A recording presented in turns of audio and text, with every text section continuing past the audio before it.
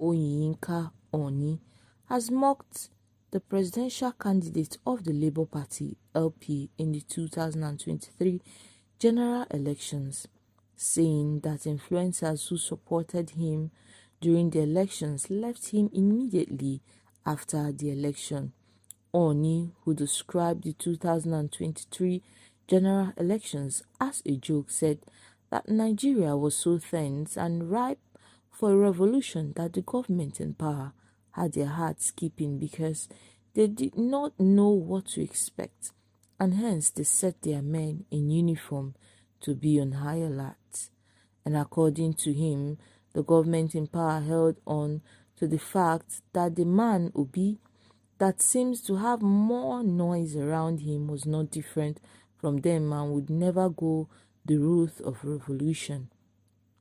Oni, in a statement he issued on Thursday, said every sane person knew that the general election conducted by INEC in the February and March was a joke of an election and should be rejected by the citizens in a mega protest.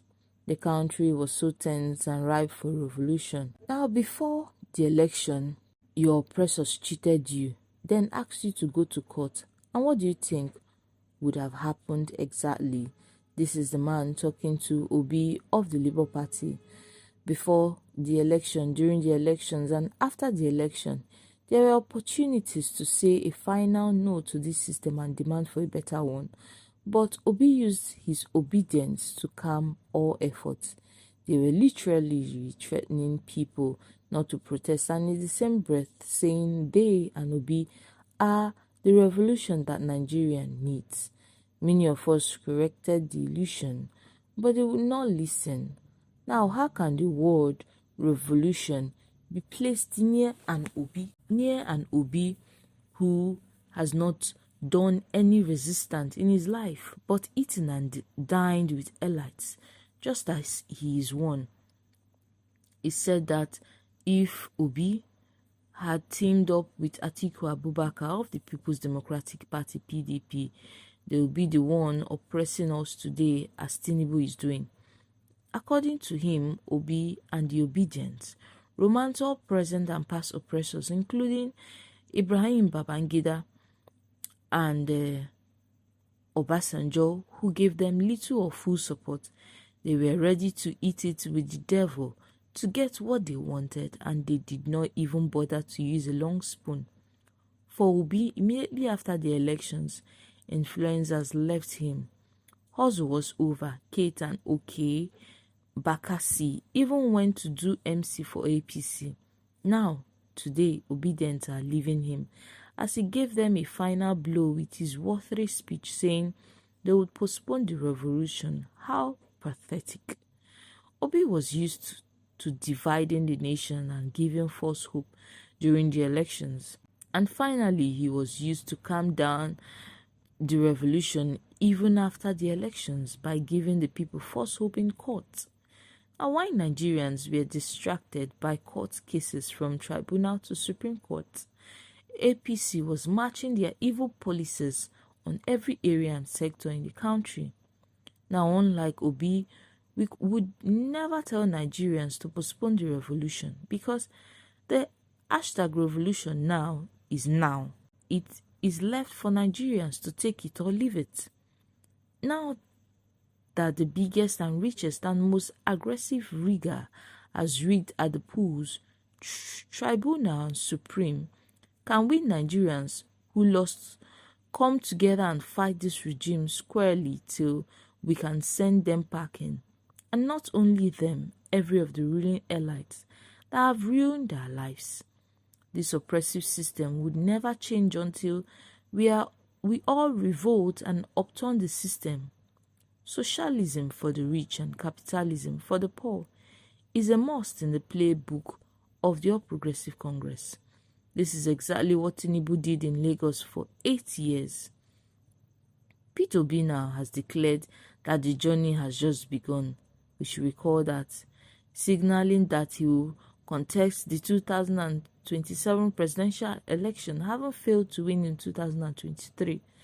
Now, speaking during a press conference following the Supreme Court judgment of Thursday, October 26, 2023, on his appeal against the verdict of the Presidential Election Petition Court, Obi, who thanked Nigerians for their support in the last elections, reiterated that the journey has just begun, that Nigerians who supported our cause have done so out of patriotism and their sincere conviction that our nation requires and deserves dedication and visionary leaders who will lead Nigeria towards a brighter future.